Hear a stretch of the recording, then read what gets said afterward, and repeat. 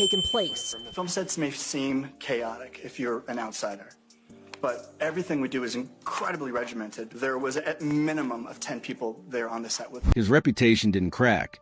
It detonated. For years, the award-winning director was considered the industry's safest bet, the steady hand behind chaotic productions. Then an audio recording surfaced, a trembling stylist, a late-night phone call, a story that transformed an ordinary soundstage into something investigators now described as active. The recording spread fast. Executives scrambled. Detectives referenced fragments of the call in affidavits. Headlines multiplied. In a courthouse miles away, his spouse sat rigid beneath fluorescent lights, cameras capturing every flicker of disbelief as it were scripted drama. Within days, he turned himself in. Within a week, he was released under strict limitations. Travel restricted, contact monitored, reputation in freefall. His attorneys counter with technicalities and test results. His representation quietly removed his biography from their website. I want to thank all of the friends, the co-workers who've worked with Tim, our relatives, people who have been coming out of the woodwork, showering us with so much love. A studio postponed a premiere without explanation. Then came the reversal. The stylist claimed her words had been misinterpreted. Prosecutors insisted the pattern suggested manipulation. The public watched the contradiction unfold in real time. But something larger felt unstable. Contracts vanished. Credits were altered. Archive press releases disappeared. It wasn't just one career under pressure. It was an entire ecosystem recalculating its liability. This no longer looked like damage control. It looked like structural stress. And if another revelation surfaced, it wouldn't simply implicate a single figure. It would raise a harder question. Who designed the architecture that allowed silence to function as policy?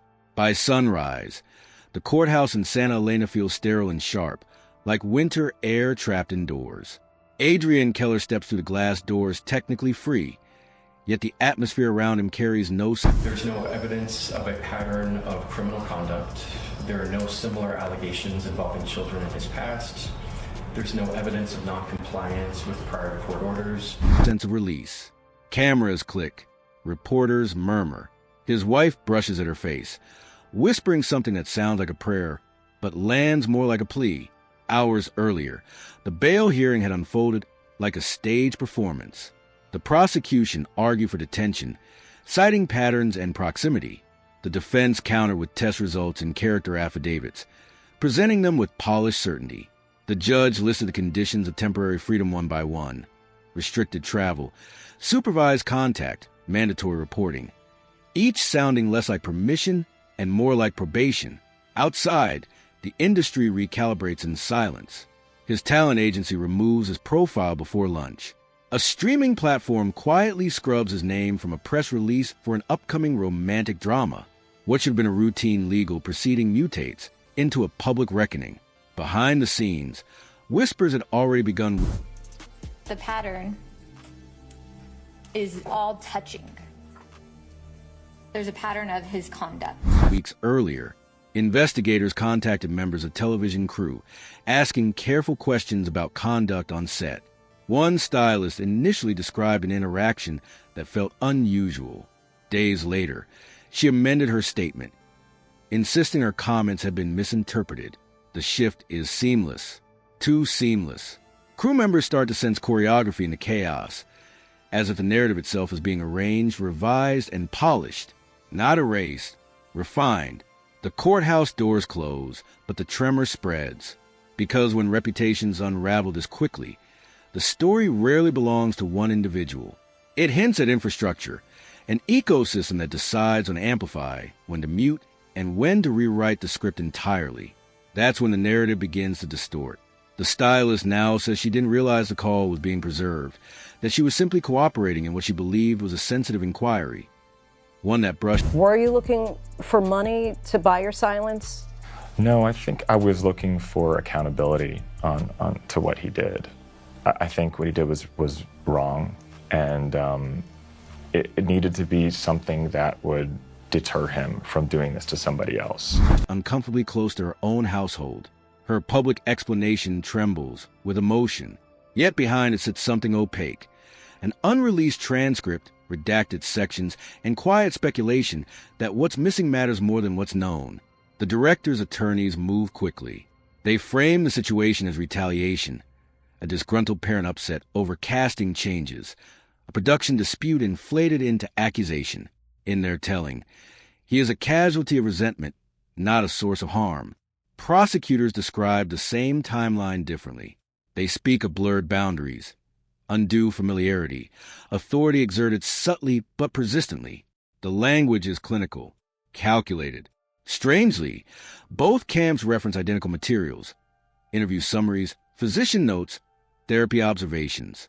The documents don't. What kind of a toll would you say that this is all taken on you? I was extremely anxious. The calls got to a point where the calls and texts were almost every day. Just this constant state of like, if I don't answer, I will lose my job. Change. The interpretation does. What should be evidentiary begins to feel theatrical.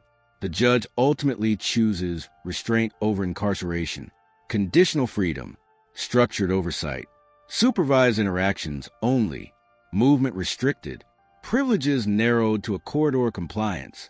Each condition reads like an invisible tether. Court personnel exchange glances that linger a second too long. The atmosphere carries an undercurrent, not chaos, not routine, but choreography, as if the participants understand they're enacting roles within something larger than a single hearing. Because sometimes the tension isn't about guilt or innocence alone. It's about perception, about who controls the frame, about whether proceeding is justice or narrative management unfolding under fluorescent light. As a legal... And he wanted some of that oval. He wanted some of that oval, that marshmallow ass. That's what he wanted, because this actor was white. The actor alleges that Perry rubbed his thigh in bed, sent him sexual charge messages, and once grabbed his throat, asking if he likes it rough in bed. Battle intensifies. The spouse becomes a headline herself. She submits a handwritten appeal to the court, asking for compassion for the man I know. Within hours, the letter circulates online, parsed sentence by strangers hunting for hidden meaning. Some read loyalty, others read denial, a few see calculation. The contrast fuels commentary. A former child star once associated with innocence now stands firmly beside a director facing allegations tied to young cast members. Supporters call her steadfast. Critics suggest she's safeguarding the architecture of her life: marriage, legacy, stability. Anything too costly to surrender overnight. Lost in the noise is a subtler pattern. Dozens of character references arrive at the courthouse, nearly uniform in tone and vocabulary. Observers familiar with crisis management recognize the cadence.